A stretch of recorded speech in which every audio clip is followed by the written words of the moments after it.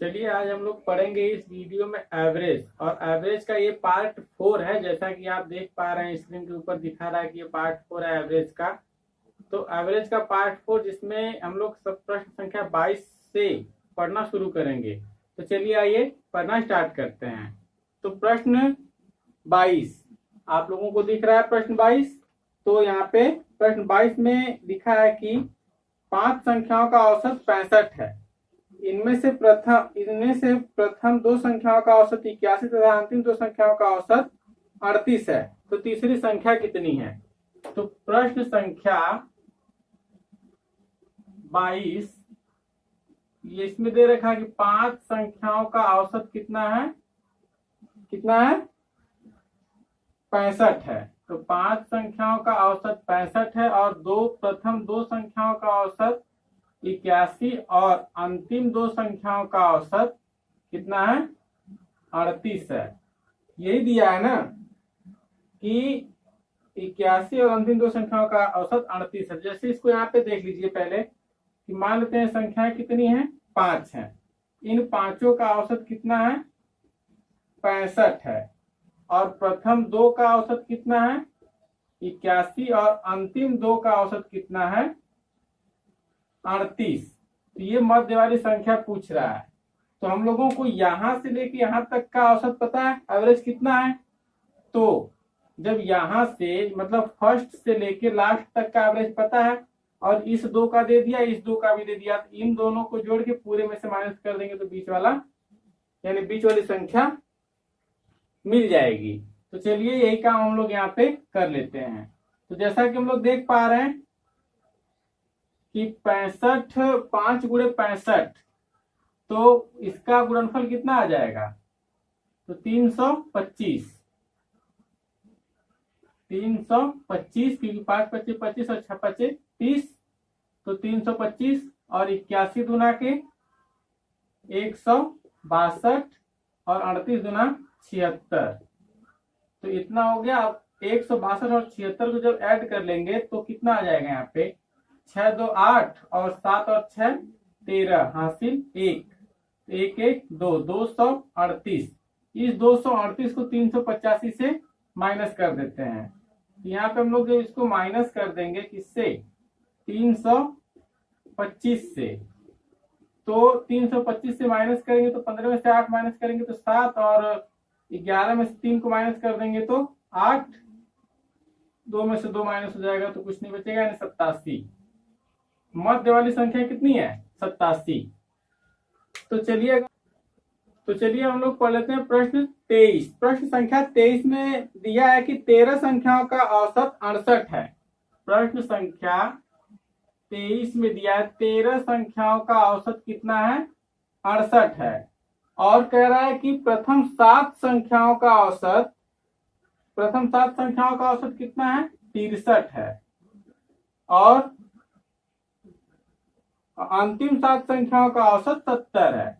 और अंतिम 7 संख्याओं का औसत कितना है? 70 है। तो यहाँ पे अब वही काम हम लोग को करना है कि 13 संख्याओं का औसत निकाल लेंगे, फिर 7 संख्याओं का औसत और प्रथम 7 और अंतिम 7 का निकाल के इन दोनों को ऐड करके इसमें से माइनस कर देंगे तो उत्तर आ जाएगा। तो चलिए 13 8 104 हासिल कितना? 10। तो 13 6 का 78 10 88। यहाँ पे 104 का 4 होगा, अब सही है। फिर 7 21 और 7 6 42 2 44 441 हो जाएगा। फिर यहाँ पे 7 7 49 हो जाएगा। तो इन्हीं दोनों को ऐड करेंगे सिर्फ यहीं तक। तो इनको जब जोड़ लेंगे तो 531 हो जाएगा।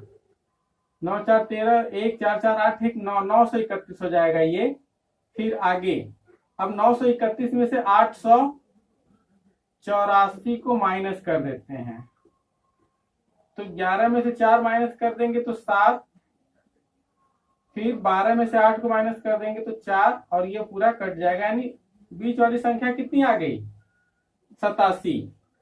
तो चलिए अब इसके बाद हम लोग पढ़ लेते हैं प्रश्न संख्या 24। उससे पहले मैं एक छोटी सी रिक्वेस्ट करना चाहता हूँ कि अगर आप हमारे चैनल पर विजिट कर रहे हैं तो चैनल को सब्सक्राइब कर लें और वीडियो अच्छी लगे तो दूसरे लोगों तक शेयर भी कर दें। तो चलिए हम लोग इसे मिटा लेते हैं। और जैसा कि अगला प्रश्न है प्रश्न संख्या 24। तो प्रश्न 24 आप लोगों को दिख रहा होगा। तो प्रश्न 24 में क्या दे दिया है, तो प्रश्न 24 को सॉल्व कर लेते हैं। प्रश्न 24 में दिया है कि दो संख्याओं a और b का औसत कितना है, 20 है। a प्लस b का औसत कितना दे दिया है, 20। ये दो लोग हैं तो गुणे 2। फिर कह रहा है कि b और c, b प्लस c का औसत कितना है, 19 है। तो b और c का औसत भी 19 है, तो ये दो लोग हैं इसलिए इसमें 2 का गुणा हो रहा है। फिर कह रहा है दिया है कि a प्लस c का औसत कितना है, तो a प्लस c का औसत दिया है 21 दे दिया है। तो ये भी दो लोग हैं, 2 का गुणा कर लेंगे तो इनका गुणनफल आ जाएगा 40 और ये 38 और यहाँ पे 42। इन लोगों को ऐड कर लेंगे, तो इन तीनों को जब ऐड करेंगे तो ये हो जाएंगे 2a प्लस बी प्लस सी एक कोष्ठ में, फिर बराबर 40 प्लस 38 प्लस 42। तो अब इनको जब ऐड करेंगे तो a प्लस बी प्लस सी बराबर हो जाएगा 40, 38 और 42 ये मिलकर हो जाएंगे 120 बटा के 2, क्योंकि आप 42 है और इस 42 का 2 जब इसमें जोड़ेंगे तो 40 हो जाएगा। 40 तिया 120। फिर a प्लस बी प्लस सी बराबर कितना हो जाएगा यहाँ पे 60। तो a प्लस बी प्लस सी बराबर आ गया हम लोगों का 60। तो कह रहा है दिया है इसमें कि a का मान बताइए। तो a का मान बताने के लिए b और c का मान इसमें से माइनस कर देंगे। तो a का मान, तो a का मान, तो a के मान के लिए क्या करेंगे कि a प्लस बी प्लस सी में से b प्लस सी का मान माइनस कर देंगे। तो 60 माइनस 38, तो 60 में से 38 माइनस कर देंगे तो 22। 38 2 40 20 60। तो यहाँ पे आप लोगों को दिख रहा होगा कि ये आ गया कितना 22। चलिए अब अगली सवाल पढ़ लेते हैं। प्रश्न 24 पद 25। चलिए प्रश्न संख्या 25। प्रश्न 25 आप लोगों को दिख रहा है, तो आप लोग भी सॉल्व करते रहिए और इसका एक नोट्स बनाते रहिए। तो चलिए प्रश्न 25 को भी हल कर लेते हैं। प्रश्न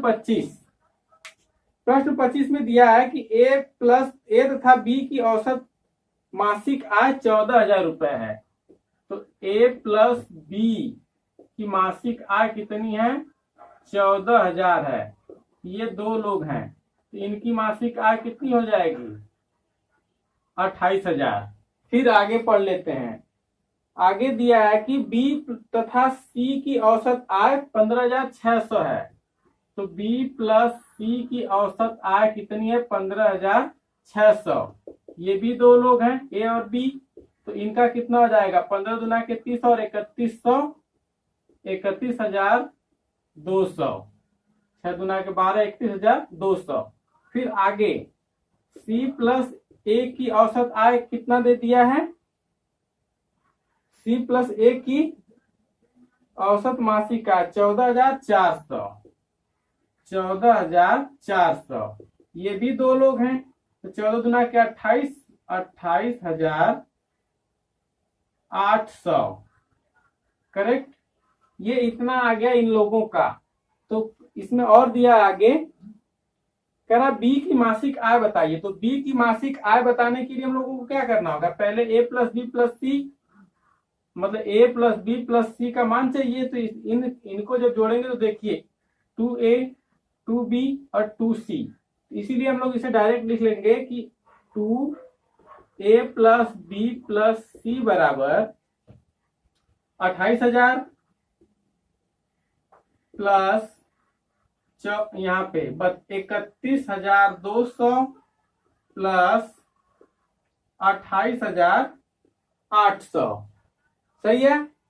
इतना अब इनको जोड़ लेंगे तो a प्लस बी प्लस सी बराबर कितना आ जाएगा हम लोगों का, यहाँ पे देखिए 800 और ये 200 मिलके कितने हो जाएंगे 1000। तो 28 दुना के 56, 28 हो जाएंगे और 56 30 86 1 87 1 88,000। तो यहाँ पे सब हो गया 88,000 और बटा के 2, सही है ना। फिर तो a प्लस बी प्लस सी बराबर कितना आ जाएगा यहाँ पे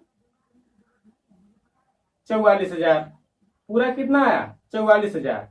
तो जब यहाँ पे a प्लस बी प्लस सी का मान आ गया 44,000, तो यहाँ पे अब आप लोग देख लीजिए कि किसका मान बताना है हम लोगों का, b की मासिक आय बतानी है ना। तो b की मासिक आय के लिए यहाँ पे लिख लेंगे b की औसत मासिक आय, औसत मासिक आय।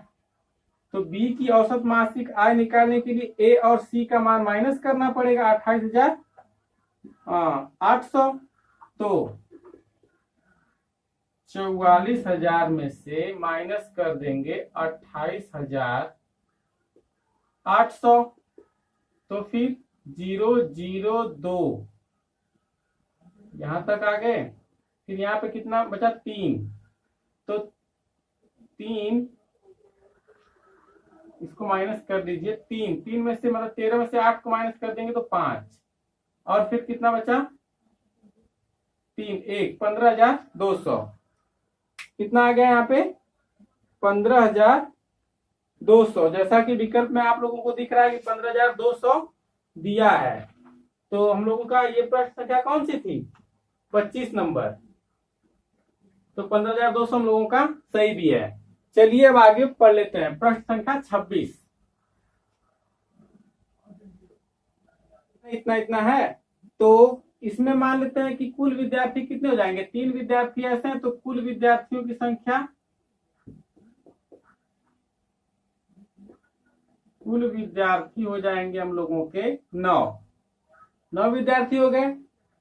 तो 9 विद्यार्थियों का एवरेज कितना हो जाएगा 9 गुणे 63, 9 इंटू 63, तो 9 तिया 27, 2 9 छक 54, 2 56, 567। अब देखिए इनका जो 3 लोगों का दे दिया है, 3 विद्यार्थियों का अंकों का योग, 3 विद्यार्थियों के अंकों का योग कितना हो जाएगा, 3 विद्यार्थियों के अंकों का योग जो दे दिया है इसमें 78, 69 और 48। तो 78 प्लस 69 प्लस 48, तो इसको ऐड कर लेते हैं 8 9 17, 17 17 8 कितना हो जाएगा 25, 2 तो 6 6 12 12 7 19, 195।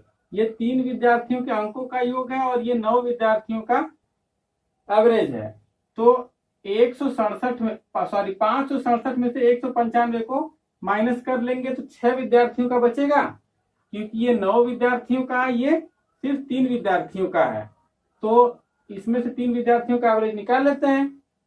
तो यहाँ पे शेष 6 विद्यार्थियों का एवरेज 567 माइनस 195, तो माइनस कर देते हैं 2, 16 में से 9 को माइनस कर देंगे तो 7, 4 में से 1 को जब घटा देंगे तो 3, 372। और ये 372 किसका है 6 लोगों का है। तो इन 6 में भाग दे देते हैं। तो 6 6 36, 1 6 दूना 12, 62। इनका एवरेज कितना आएगा 62। तो जैसा कि विकल्प में दिख नहीं रहा है, लेकिन हम लोग उत्तर मिला लेते हैं। तो 62 ही सही है, यानी विकल्प नंबर इसका ई वाला सही होगा, जो कि इनमें से कोई नहीं है। चलिए अगला प्रश्न। अगला प्रश्न आप लोगों को भी ये प्रश्न दिख रहा है, जैसा कि प्रश्न नंबर 27। तो प्रश्न 27 में लिखा है, प्रश्न 27,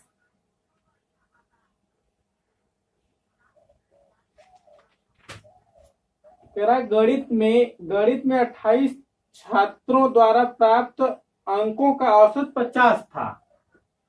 प्रश्न 27, गणित में 28 छात्रों का प्राप्त औसत कितना था? 50। तो 28 पच्चे 140, 1400। फिर आगे लिखा है कि 8 छात्र विद्यालय छोड़कर चले गए। तो जब इसमें से 8 लोग विद्यालय छोड़ के चले गए तो कितने बचे? 20 बचे। फिर शेष छात्रों के औसत प्राप्तांक में 5 अंक की वृद्धि हो गई। तो इसमें 5 की वृद्धि हो जाएगी, तो ये कितना हो जाएगा? 55। तो अब इनका गुणा कर लेते हैं। तो 55 दुना के 111,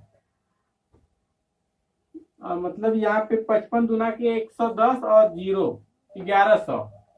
तो फिर आगे कह रहा विद्यालय छोड़कर जाने वाले छात्रों द्वारा प्राप्त अंकों का औसत कितना है? तो पहले 1400 में से 1100 माइनस कर लेंगे तो कितना बचेगा? 3। तो कितने लड़के छोड़ के गए? 8। 8 की भाग दे दीजिए। 8 तिया 24, 6 8 7 56, 4 8 बचे 40, 37.5, 37.5।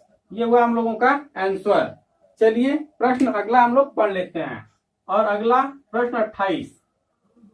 चलिए 28 स्क्रीन पे दिखाइए उसे। प्रश्न 28। चलिए जैसा कि प्रश्न 28 आप लोगों को दिख रहा है। फिर आगे 28 में लिखा है किसी कक्षा के विद्यार्थियों का औसत प्राप्तांक 68 है। कक्षा में लड़कियों का औसत प्राप्तांक 80 तथा लड़कों का औसत प्राप्तांक 60 है। कक्षा में कितने प्रतिशत लड़के तथा कितने प्रतिशत नहीं, कक्षा में कितने प्रतिशत विद्यार्थी लड़के हैं? तो लड़कों की संख्या बताना है। तो यहाँ पे पहले मान लेते हैं कि माना कक्षा में लड़कों की संख्या बराबर x। तो प्रतिशत में पूछा है तो 100 पे मान लेंगे। तो कक्षा में लड़कियों की संख्या 100 माइनस x, सही है। अब देखिए आगे कितना दिया है? 68। तो कुल विद्यार्थियों का औसत,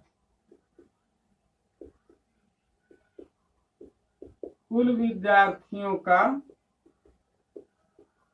औसत, तो कुल विद्यार्थी 100 है और ये 68 दिया है, ये हो जाएंगे 6800, सही है।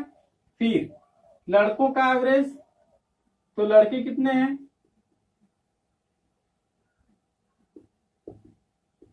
लड़कों का औसत तो x गुणे 60, 60 लड़के हैं। और कहाँ पे? प्रश्न 28। अच्छा उनका प्राप्तांक लड़के नहीं, इनका प्राप्तांक है 60, ये हो जाएंगे 60x। फिर लड़कियों का प्राप्तांक,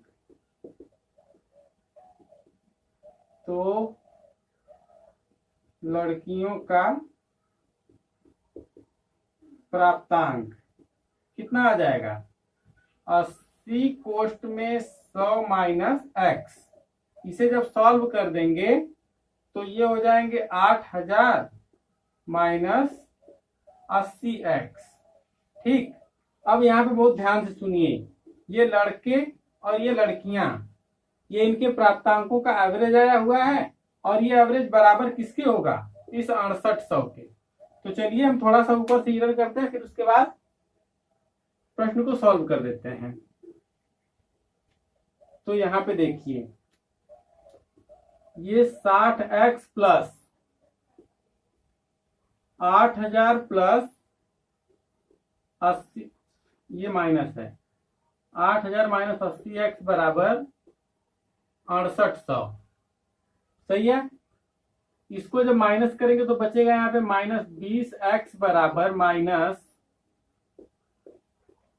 6800, 6800 माइनस 8000, तो यहाँ पे माइनस कर देंगे तो 20x माइनस में बच जाएगा हम लोगों का 68 में 68 2 70 10 80 1200। तो यहाँ पे माइनस 1200, तो माइनस माइनस से कट जाएगा, तो फिर कितना आ जाएगा यहाँ पे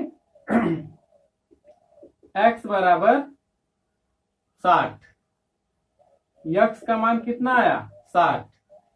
तो बताना था ये कि विद्यालय में या कक्षा में जो मतलब लड़कों का प्रतिशत कितना है, तो कितना माने 100 पे माने थे, तो x बराबर 60, यानी लड़कों का प्रतिशत कितना है 60 है। 60% लड़के हैं तो 40% लड़कियां होंगी। चलिए अगला प्रश्न, प्रश्न 29। प्रश्न 29, चलिए प्रश्न 29 आप लोगों को अब दिख रहा है, तो प्रश्न 29 पढ़िए और उसे सॉल्व करिए और इधर देखिए। प्रश्न 29 दिया है कि 120 छात्रों का औसत 35 है। प्रश्न नंबर 29, 120 छात्रों का औसत 35 है, तो 35 दुना 70 7, 35 से कम 35 7 4200। फिर आगे लिखा है, कह रहा है कि यदि उत्तीर्ण हुए छात्रों का औसत प्राप्तांक 39 हो तथा अनुत्तीर्ण हुए छात्रों का औसत प्राप्तांक 15 हो तो कितने छात्र उत्तीर्ण हुए। तो मान लेंगे कि माना उत्तीर्ण छात्र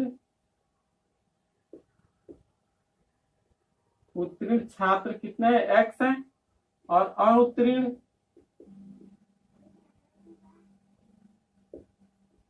अनुत्तीर्ण छात्र कितने हैं 120 माइनस x है। सही है, 120 माइनस x कर लेंगे। अब जब उत्तीर्ण छात्रों का एवरेज निकालेंगे तो 39x प्लस 15 कितने हैं अनुत्तीर्ण हैं, तो 120 माइनस x बराबर 4200। इनका गुणा कर लेते हैं, 39x प्लस 0 15 दुना 30, 1 15 कम 15 1800 माइनस 15x बराबर 4200। जब इस 15 को इस 39x से माइनस करेंगे तो कितना बचेगा, देखिए 15 दुना के 30 और 9, यानी 15 9 24, 24x बराबर इस 1800 को इधर पक्षांतर करके ले जाएंगे तो 4200 माइनस 1800। तो देखिए 1800 में से 4200 जब माइनस करेंगे तो 24x बराबर 1800 और 200, 2000 2000 4000, यानी कि 2000, ये 2400 बचेगा यहाँ पे। तो 24 से 24 कट जाएगा तो x बराबर 100। तो x बराबर हमने क्या माना है उत्तीर्ण छात्र, यानी 100 छात्र ऐसे हैं जो कि उत्तीर्ण हुए हैं यानी पास हुए हैं। चलिए अगला प्रश्न स्क्रीन पे दिखाइए। तो चलिए दिख रहा है आप लोगों को प्रश्न नंबर 30। तो प्रश्न 30 में लिखा है कि किसी परीक्षा में छात्रों तथा छात्राओं के औसत प्राप्तांक क्रमशः 71 तथा 73 हैं। किसी परीक्षा में छात्रों और छात्राओं यानी कि छात्र का औसत प्राप्तांक कितना है 71, और छात्रा यानी लड़की का औसत प्राप्तांक कितना है 73। ये इतना दे दिया है, कह रहा है कि सभी लड़कों का औसत प्राप्तांक कितना है, यानी कि कुल